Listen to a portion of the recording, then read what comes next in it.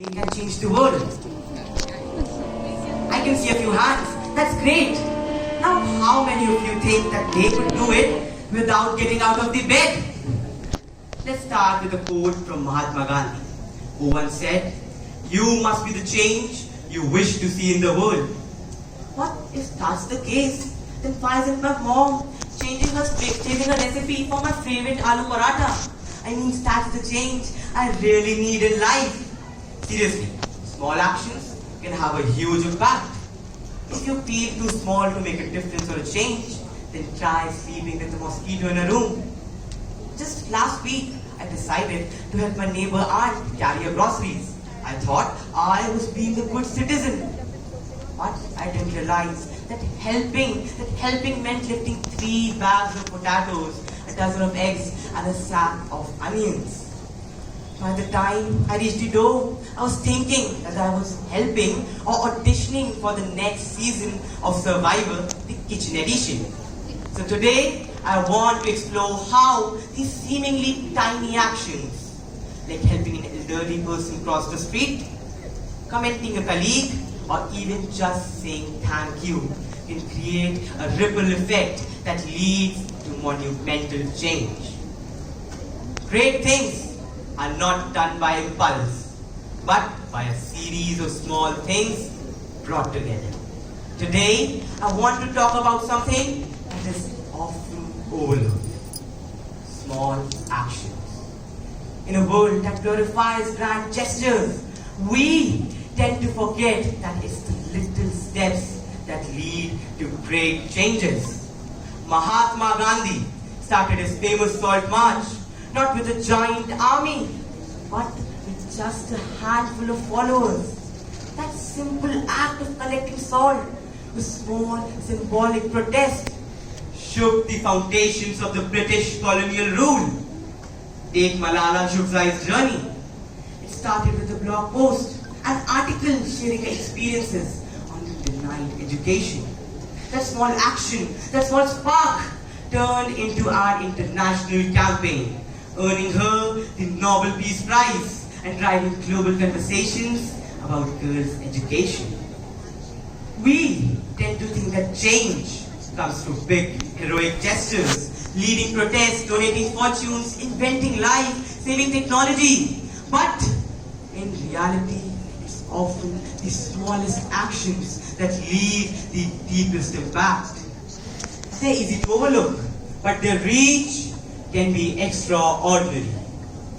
As Desmond Tutu once said, "Do your little bits of good where you are."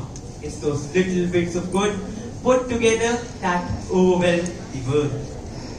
Let me take you to a small park near my house.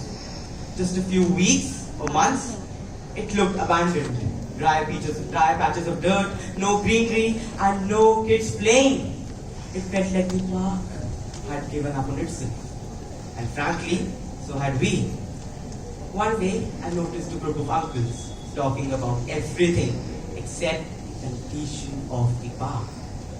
So I thought to myself how hard it would be to plant some grass.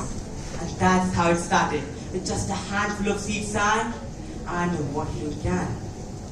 When I planted the first patch of grass, nothing happened. For days, it felt like the earth wasn't interested. But I kept watering it every morning, just a few drops at a time. And after a few weeks, that tiny blades of grass appeared. And soon enough, that little patch began to spread. This is how change often works. It starts indivisible, almost discouraging. But small, consistent efforts bring slow and steady growth. It didn't take long for other people to notice. Someone brought saplings, another got feeder. And that is the beauty of small actions. They inspire others around you to join in. When the uncles started building their own watering can, I knew I had created a movement. Or at least, I had some serious competition. You don't need to be an environmentalist to start. Just plant a seed, pour some water, and wait. The power of small action isn't in changing the whole world overnight. It is in starting where you are with what you have. The grass in that little park taught me a powerful lesson. You don't have to wait for someone else to make things better. Just start small. The rest will follow. Sometimes it isn't about the extraordinary opportunities provided to you. Sometimes it is your actions to the opportunities provided. Sometimes just stopping your vehicle to remove that stone in the middle of the road, or picking up the garbage bag and throwing it in the dustbin. My journey has just started. I have miles ahead to go.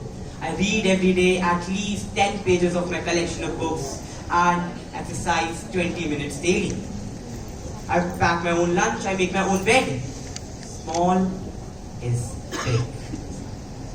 Who is the most important person for each one of us amongst these 7.7 billion people on earth? Please take a moment. The most important person for each one of us is we ourselves.